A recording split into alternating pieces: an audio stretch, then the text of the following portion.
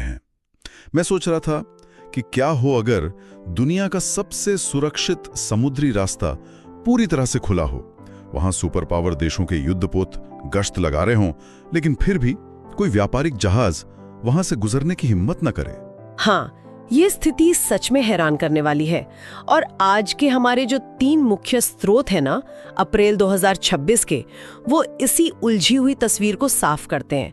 मतलब एक तरफ मध्य पूर्व का ऊर्जा संकट है, दूसरी तरफ म्यांमार का गृह युद्ध, और फिर रे डेलियो का वो अघोषित विश्व युद्ध वाला सिद्धांत। बिल्कुल।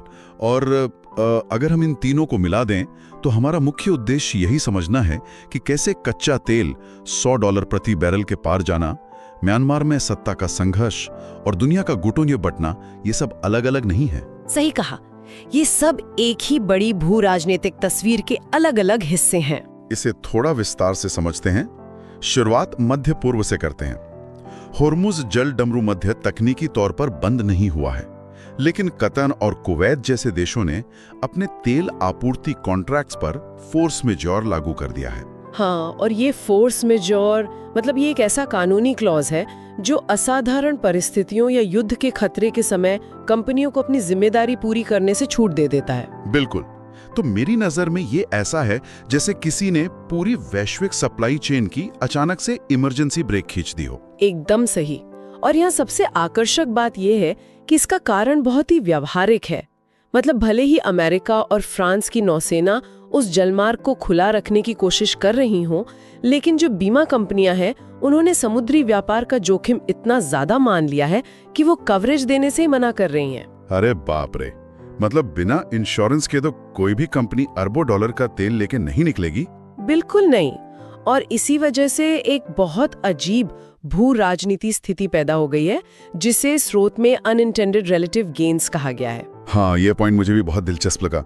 मध्य पूर्व का तेल रुकने से बाजार में अचानक जो भारी कमी आई है, उसका सीधा फायदा रूस को हो रहा है। हाँ, मतलब बिना एक भी गोली चलाए या बिना किसी सीधी भागीदारी के अचानक रूस के तेल की मांग और कीमतें आसमान छू रही हैं। ये एक बेहतरीन कूटनीतिक विडंबना है। सही बात है, लेकिन अंतर्राष्ट्रीय जलमार्गों पर नियंत्रण खोने की ये जो अस्थिरता है, ये सिर्फ महाशक्तियों तक सीमित नहीं है। यहाँ बात सच में बहुत दिलचस्प हो जाती है जब हम म्यांमार की तरफ देखते हैं। बिल्कुल, म्यांमार इस बात का सटीक उदाहरण है कि कैसे देशों के भीतर भी सत्ता पूरी तरह से बिखर रही है। पर मैं यहाँ थोड़ा उलझन में हूँ। म्यांमार का गृह युद्ध तो मुख्य रूप से एक स्थानीय मुद्दा लगता है ना, इसे वैश्विक पटल की बड़ी तस्वीर में क्यों देखा जाए? मैं वही बताने जा रही थी। अगर हम इसे बड़ी तस्वीर से जोड़कर देखें तो ये दिखाता है कि जब कोई स्थापित शक्ति नियंत्रण नहीं रख पाती तो क्या होता है। आपको 2025 का वो विनाशकारी भूकंप याद होगा? हाँ, जिसने म्यांमार में भारी तबाही मचाई थी। बिल्कुल।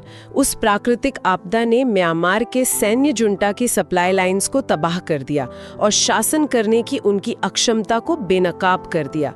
जुंटा की ये संरचनात्मक कमजोरी एक टर्निंग पॉइंट थी। और इसी कमजोरी का फायदा उठाकर अराकान आर्मी जैसे विद्रोही गुट हावी हो गए।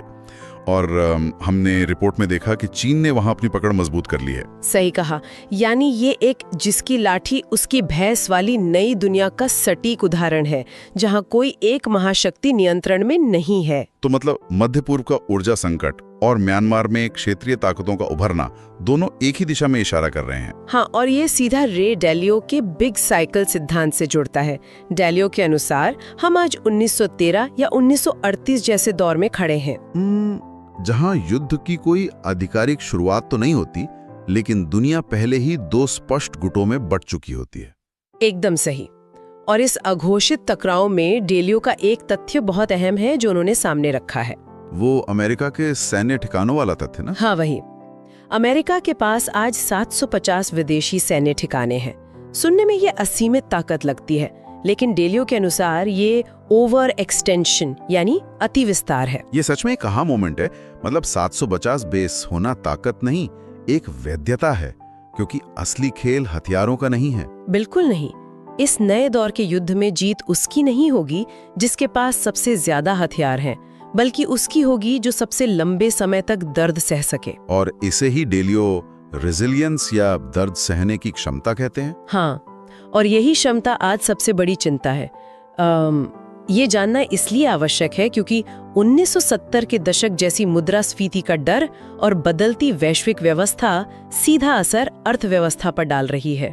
बिल्कुल, अगर सप्लाई चेन टूटती रही तो रोजमर्रा की चीजें आम लोगों की पहुंच से बाहर हो जाएंगी। सही कहा। तो चर्चा का अंत हम इस विचारोत्तेजक प्रश्न के साथ कर सकते हैं कि यदि भविष्य के युद्ध केवल सैन्य ताकत से नहीं बल्कि सबसे लंबे समय तक आर्थिक और राजनीतिक दर्द सहने की क्षमता से तय होंगे, और अगर पश्चिमी देश इसके लिए तैयार नहीं है, तो क्या हमारे ग्लोबल संस्थानों और जीवन शैली का पूरी तरह से पतन बस कुछ ही समय की बात है?